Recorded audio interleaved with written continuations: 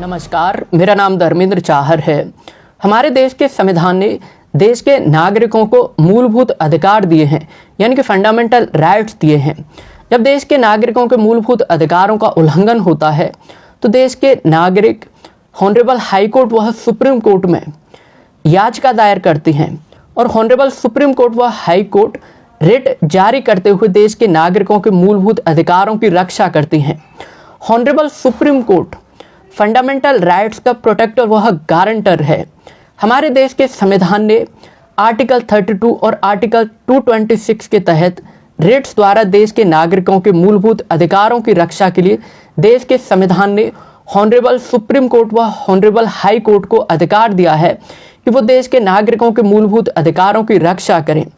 Doctor Bhimrao Ambedkar ji ने article 32 को heart and soul of the Indian constitution कहा था। रिट्स किस प्रकार से देश के नागरिकों के जीवन में उनके मूलभूत अधिकारों की रक्षा के लिए एक महत्वपूर्ण भूमिका निभाती हैं। आइए हम जानते हैं रिट्स क्या होती हैं, ये किस प्रकार से देश के नागरिकों के जीवन में एक महत्वपूर्ण भूमिका निभाती हैं। रिट याचिका किसी भी व्यक्ति या प्राधिकरण द्वारा दायर की जा सकती है जिसका मौलिक अधिकारों का राज्य सरकार द्वारा उल्लंघन किया गया हो। याचिकाकर्ता भारत के सुप्रीम कोर्ट व हाई कोर्ट में रिट याचिका दायर कर सकता है जिसके अधिकार क्षेत्र में कार्रवाई का कारण उत्पन्न होता हो। रिट औपचारिक लिखित वह आदेश या अदालतों द्वारा किसी व्यक्ति या प्राधिकरण को जारी किया गया कानूनी दस्तावेज है।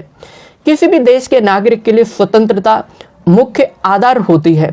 यह स्वतंत्रता नागरिकों को मौलिक अधिकार मुहैया करवाती है। जब मौलिक अधिकारों का संरक्षण या violation of the fundamental rights किया जाता है तो इसमें हॉनरेबल सुप्रीम कोर्ट व हाई कोर्ट एक महत्वपूर्ण भूमिका निभाते हुए रिट्स जारी करते हैं। इंडियन कॉन्स्टिट्यूशन यानी कि भारत का संविधान सर्वोच्च न्यायालय को विशेष शक्तियां प्रदान करता है जिसके आधार पर वह किसी को भी कार्य करने का आदेश या कार्य पर रोक लगाने का आदेश पारित कर सकती हैं।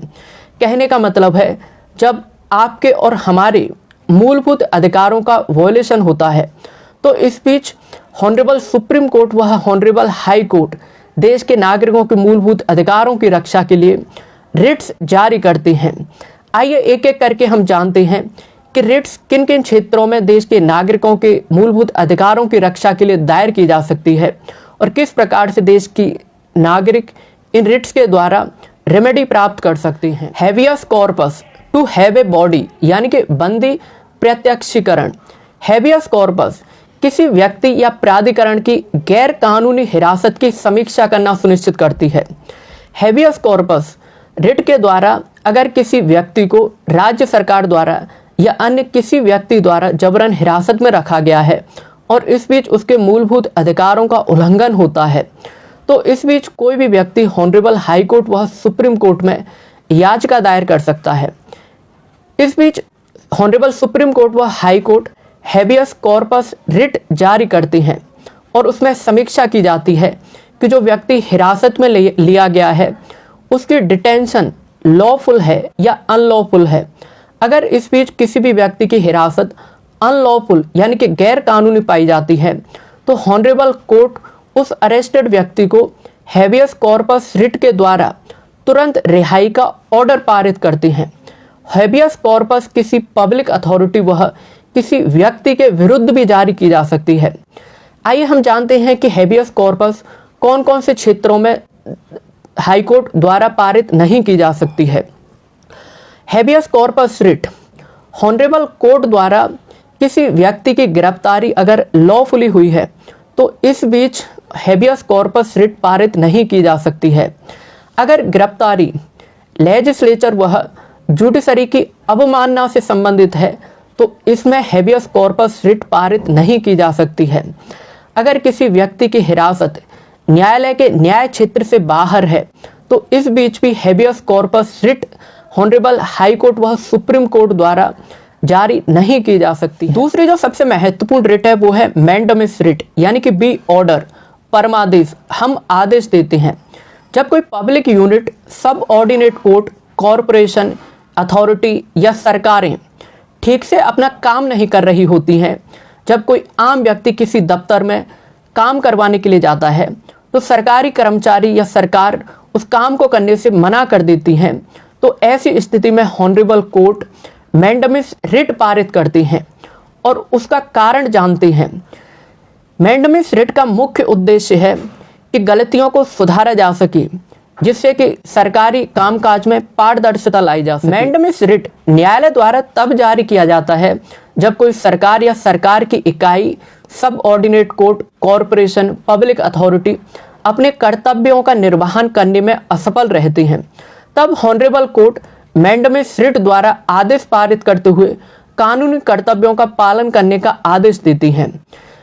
मैंडेमिस रिट हॉनरेबल कोर्ट द्वारा कुछ मामलों में ऑर्डर नहीं दिया जा सकता है जिसमें निजी व्यक्ति व निजी कंपनी के विरुद्ध मैंडेमिस रिट हॉनरेबल कोर्ट द्वारा पारित नहीं की जा सकती है। गैर संवैधानिक विभाग, जिसमें चाहे सीबीआई हो, नीति आयोग हो, नेशनल ह्यूमन राइट कमीशन हो, एक्सेट्रा, इन क्षेत्रों में मैंडेमिस रिट हॉनरेबल कोर्ट द्वारा पारित नहीं की जा सकती है। Honourable president of India and governor of state के विरुद्ध भी हॉनरेबल कोर्ट द्वारा मैंडेमिस रिट पारित नहीं की जा सकती है। Honourable supreme court of India के चीफ जस्टिस ऑफ इंडिया के विरुद्ध भी हॉनरेबल कोर्ट द्वारा मैंडेमिस रिट पारित नहीं की जा सकती है। तीसरी जो सबसे महत्वपूर्ण रिट है वो है रिट ऑफ प्रोविजन, यानी कि प्रतिषेध, स्टे ऑर्डर। जब कोई लोअर कोर्ट अपने अधिकार क्षेत्र का अतिक्रमण करते हुए मुकदमे की सुनवाई करे, ऐसी स्थिति में honourable high court writ of provision जारी करता है। जब कोई संस्था अपने अधिकार से बाहर जाकर काम करती है तो इस बीच हायर कोर्ट द्वारा ऑर्डर पास किया जाता है उस काम को रोकने के लिए, जिसे हम रिट ऑफ प्रोविजन भी कहते हैं। रिट ऑफ प्रोविजन सिर्फ सब ऑर्डिनेट कोर्ट और क्वासी जुडिशियल अथॉरिटी के खिलाफ जारी किया जा सकता है हॉनरेबल हाई कोर्ट के द्वारा। चौथी जो सबसे महत्वपूर्ण रिट है वो है रिट ऑफ सर्टियोरारी, यानी कि to be certified to inform, यानी कि प्रमाणिक होना और सूचना देना। जब उच्च न्यायालय को लगता है कि किसी खास मामले की सुनवाई और रिव्यू उसे खुद करना चाहिए, परंतु वह मामला निचली अदालतों में होता है, तो ऐसी स्थिति में honourable high court writ of certiorari जारी करता है और मामले को अपने पास बुलवाता है या मंगवाती है। Writ of certiorari issue by honourable high court और supreme court against the order which is passed by the tribunal और सब ऑर्डिनेट कोर्ट द्वारा।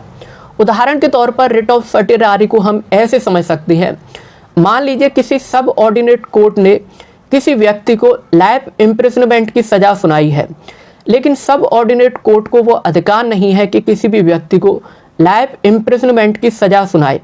इस बीच honourable high court writ of certiorari उस आदेश के खिलाफ पारित करता है और उस मामले की समीक्षा के लिए या पुनः रिव्यू के लिए अपने पास मंगवाता है। सर्टियोरारी निचली अदालतों वह सरकारी एजेंसी के निर्णय की न्यायिक समीक्षा करने के लिए अदालती प्रक्रिया है।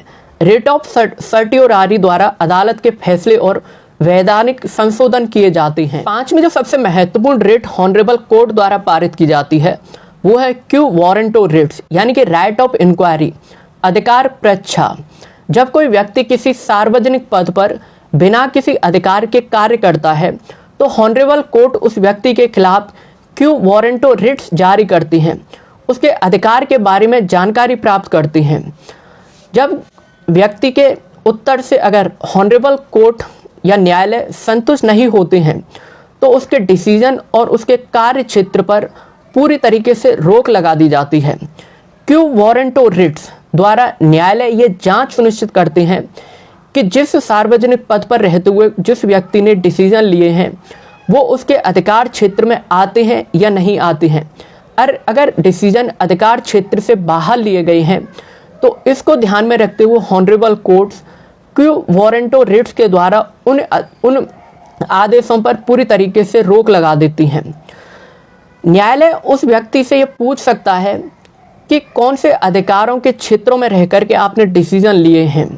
क्यू वारंटो रिट्स किसी व्यक्ति या किसी सरकारी अधिकारी के विरुद्ध हॉनरेबल कोर्ट्स द्वारा पारित की जा सकती है, लेकिन कुछ ऐसे क्षेत्र हैं यहाँ पर quo warranto writs honourable courts द्वारा पारित नहीं की जा सकती है, जिसमें सबसे पहला है किसी मिनिस्टर की ऑफिसेस से संबंधित जानकारी में क्यू वारंट और रिट्स हॉनरेबल कोर्ट्स द्वारा पारित नहीं की जा सकती है, या निजी कार्यालय द्वारा किसी निजी ऑफिस या किसी पर्सनल ऑफिस से संबंधित क्षेत्रों में भी क्यू वारंट और रिट्स हॉनरेबल कोर्ट्स द्वारा पारित नहीं की जा सकती है। रिट्स हॉनरेबल सुप्रीम कोर्ट और हॉनरेबल हाई कोर्ट के द्वारा आर्टिकल 32 और आर्टिकल 226 रेस्पेक्टिवली पारित की जाती हैं।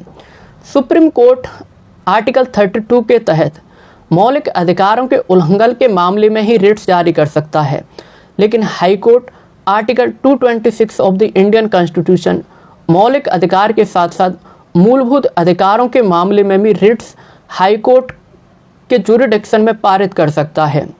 सुप्रीम कोर्ट किसी सरकार या किसी व्यक्ति के विरुद्ध रिट्स जारी कर सकती हैं, लेकिन हाई कोर्ट अपने राज्य व राज्य के नागरिकों के विरुद्ध ही रिट्स जारी करती है। रिट्स हमारे देश भारत की जुडिशरी में, देश के लोकतंत्र में, देश के नागरिकों के मूलभूत अधिकारों के मुद्दे पर एक महत्वपूर्ण भूमिका निभाते हैं।